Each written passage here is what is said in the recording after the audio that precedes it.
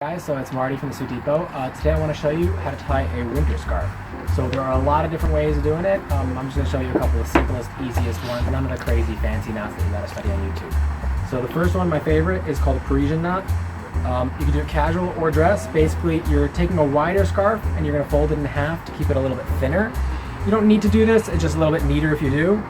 Then you're going to fold it half in the length in half as well. Wrap it around your neck and go through the loop over there. This is like the easiest, fastest knot to do. It gives you a lot of added layers over here, added warmth, and it pretty much covers up the V when you've got a top coat on. If you're just wearing a sweater or anything like that, it looks really cool on its own too. So that is the Parisian knot.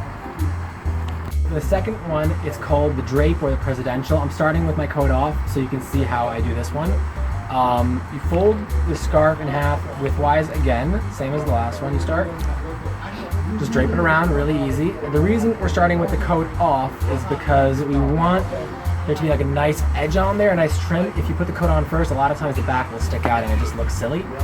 Now when you're wearing a coat open, it looks really nice. You can't, if it's not too cold outside, it's a nice trim over there. If you're gonna close your coat, just cross the two over and you're blocking the wind, and that keeps it warm. You'll see the back is really nice, you got a nice edge over there. And that is the drape.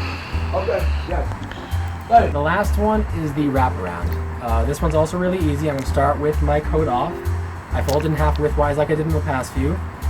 You'll notice I'm only keeping a little bit on the left side, the majority staying on the right. I'm wrapping it around my neck, that's to keep the neck warm. And I still have enough left over to crisscross across the chest and keep the wind out over here in case I'm wearing a top coat with an opening by the V. Then you put your coat on and you still look sharp. The back is still covered because I put it on before the coat. And it's blocking the elements right over here.